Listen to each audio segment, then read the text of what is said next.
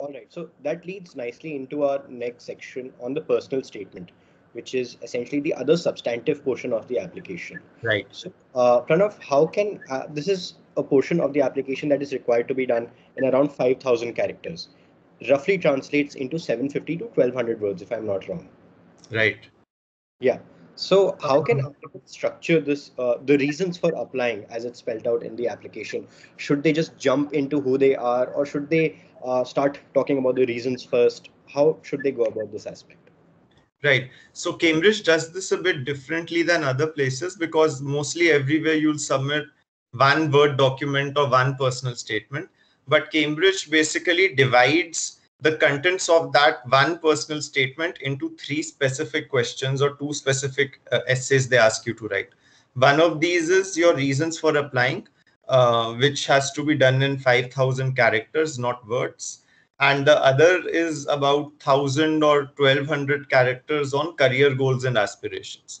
So as I understand, these are the two things that when put together make a personal statement for other places, but Cambridge wants you to answer them separately. Okay. So let me talk generally about a personal statement, because you'll usually be using the same personal statement everywhere, and then some tips on how to make it specific to the particular university you are applying to, so that they don't feel that you have written one thing and you are sending it everywhere as a stock personal statement. All right. So one, as I said, important part is that it's not a statement of purpose, it's a personal statement, right? So it should present your personality to the selection committee.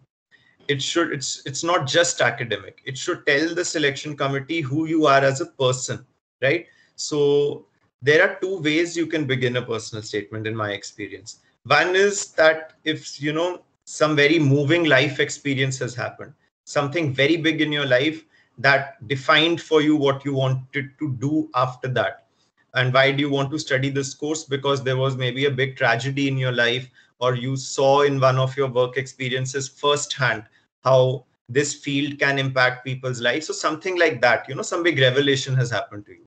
But that by its very nature will not be happening to everybody, right? So the second way of doing it is to say how your academic interest has developed gradually, such that now you want to do an LLM in this course.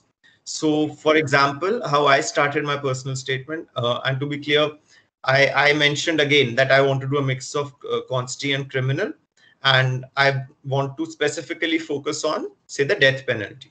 So Yeah. what I said was that in school, I was very much interested in studying languages. So English subject was one of my favorite subjects, right?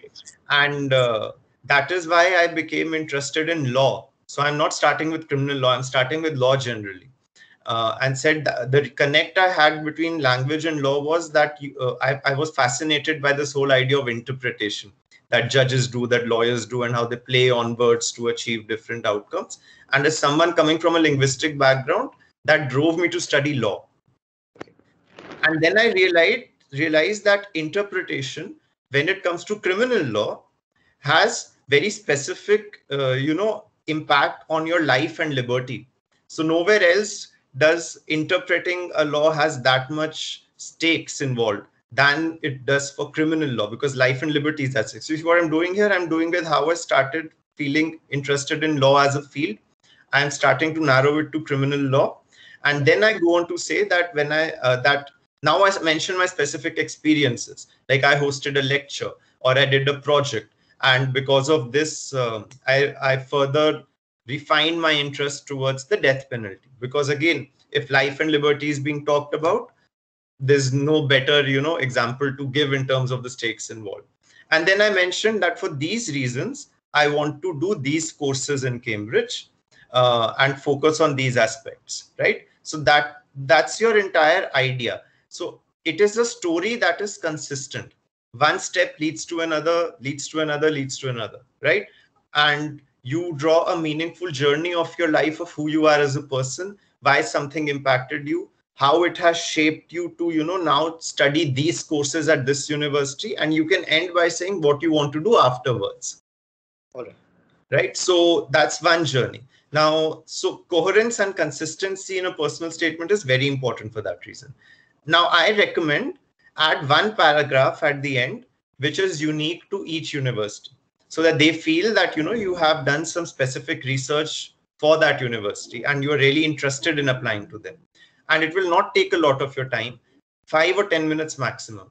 Just look up a specific professor in that university, right, who does work in the field that you have been mentioning in your personal statement, and write there that I have studied their work, and do a little research into their work and say, this is what really inspires me about them, and I want to discuss how their work or their research can apply in India, or how I can learn more from their research, given that my interest is here. So mentioning one or two specific professors, mentioning some specific work they have done, and this information is easy to obtain. You'll find it on the website of each university.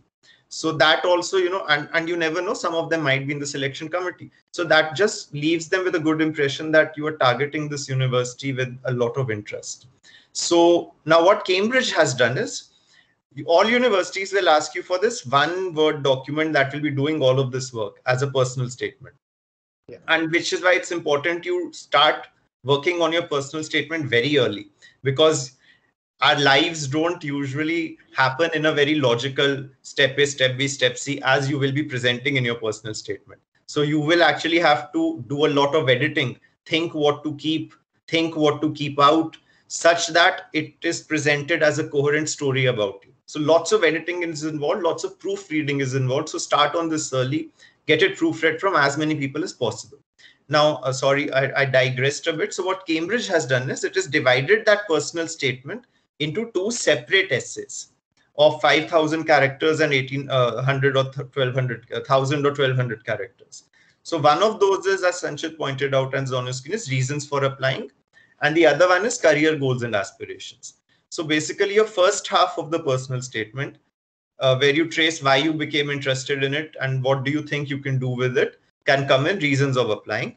And your last part, just before you're mentioning the specific professor, where you say what you will do after getting this degree, becomes your career goals and aspirations. So basically you prepare one personal statement, because most universities will ask for that one document, and then you can just copy paste and edit the word count for these two specific parts, because these are two components of the broader personal statement you will be using elsewhere. Okay, that's very helpful, Pranav.